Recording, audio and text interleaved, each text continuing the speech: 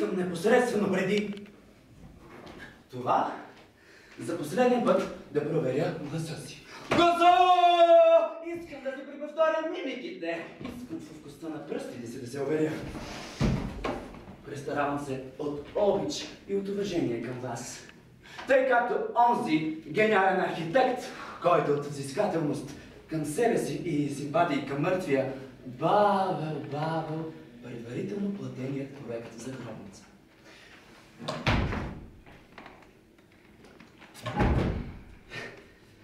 Мъртвецът обаче и така нататък.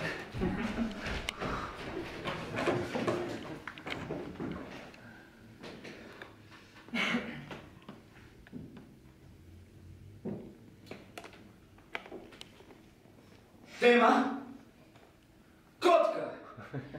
Чувство нежността. Аз ли не мога да бъда нежен? Мяу! Моята котка. Бяла, синьо-бяла до върха на опашката. Малък демон, бяла униформа. Мъркащо електричество.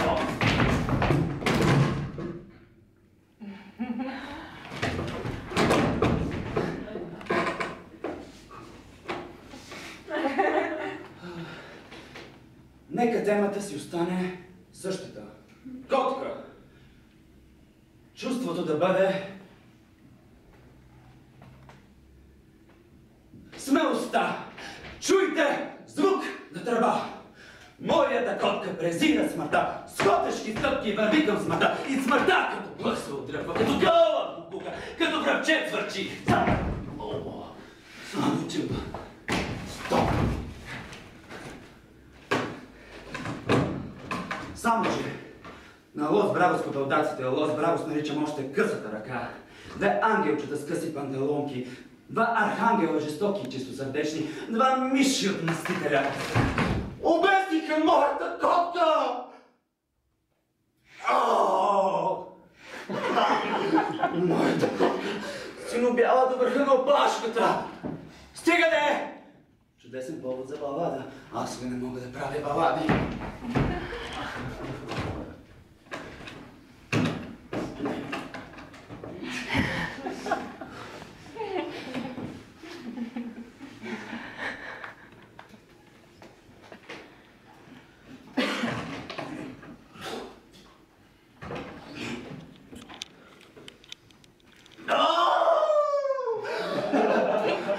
Моята котка презира смъртта.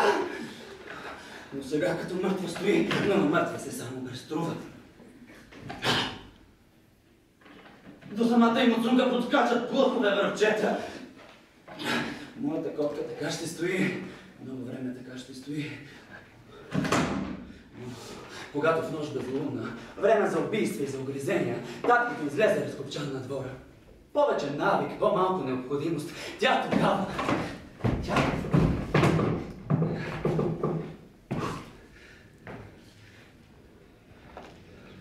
Добре. Исках само да се проверя. Гласа!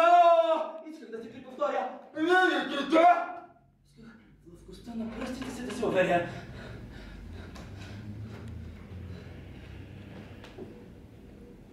Добре съм. Да.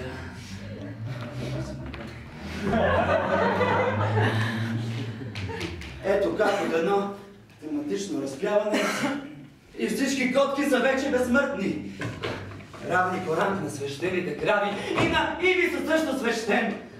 Да, добре съм. Да. Бо! Защо разпяваш котките? Въпрос на куче. Жесток въпрос. И защо? Защо? Защото народът обича животните. Затова. Защото една катеричка търкаля борова шишарка в гърлото ми. Отдолу нагоре и отгоре надолу. Затова. Да.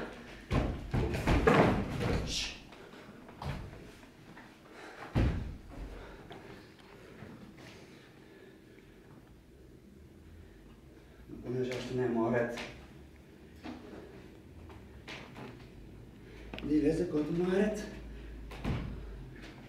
и да запее. Някой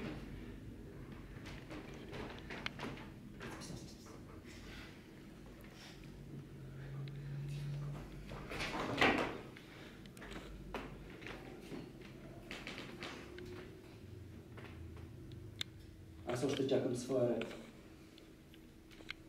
Ръцете ми е кожата на бившата душа. Надявам се на нещо по-добро. Седя и тръпна върху вчерашната си опашка. На новото превъплъщение. Симбаби!